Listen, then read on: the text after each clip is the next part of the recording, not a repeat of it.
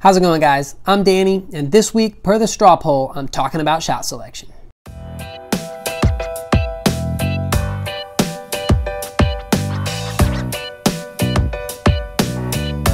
Now, when I think of somebody who has good shot selection, I think of somebody who throws the best shot on every hole. They know their discs, they know the holes, and they know the most consistent way to get a low score on each hole.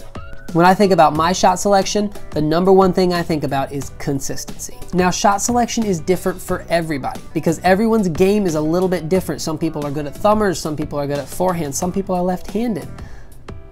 But everyone's game is going to be just a little bit different. So it's important to know your game and know your discs so you can make the best decisions for yourself. There are a couple of tips though that'll sort of set you on the right track so you can know when to disc up or when to disc down.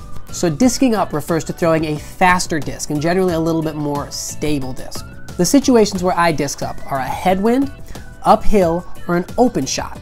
Now I disc up in a headwind because the disc has wind blowing against it, so relative to the wind, the disc is flying faster.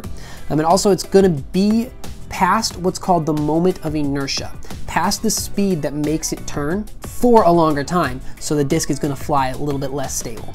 I also disc up on downhill shots. This is because gravity is pulling the disc in the same direction as my throw. And again, that's gonna make the disc be past the speed where it turns, past that moment of inertia for a longer time, and the disc is gonna act a little bit less stable.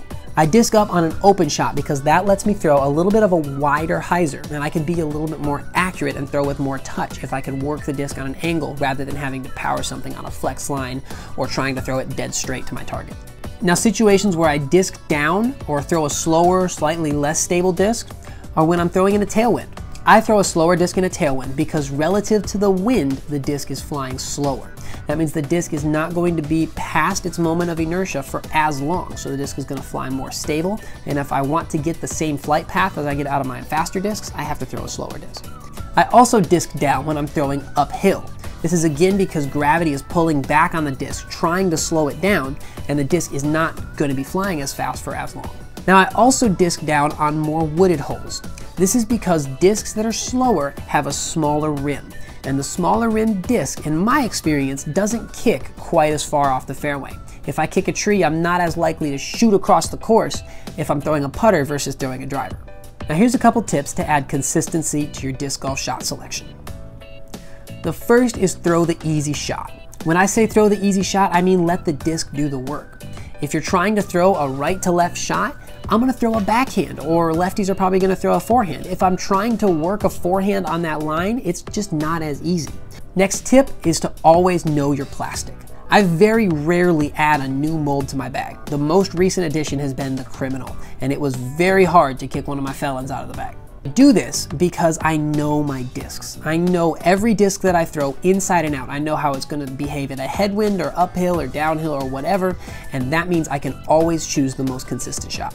Last tip, always throw funsies. I don't know what you call them where you're from, but around here, throwing a second shot during a casual round is always referred to as a funsie, and they are my favorite thing to do. It lets you try a fun line, it lets you try something new, maybe something that you thought wasn't as consistent, but it always works out. So only in casual rounds, never in tournaments. Oftentimes I will throw 2 or 3 shots a hole after the one that counted just to try different lines and see how the shot works. All right, guys, that's all I've got for this week. Thanks for watching. Make sure you subscribe so you don't miss next week's video. You can message my Facebook page if you'd like a form critique. Oh no, I forgot about the form critiques. Big thanks to my brand new sponsor, Dynamic Discs. I played my first tournament representing them on Saturday, and it went really well, my highest average rating to date. So big thanks to them. Thanks, guys, for putting some faith in me. And until next time, remember, slow is smooth and smooth is far.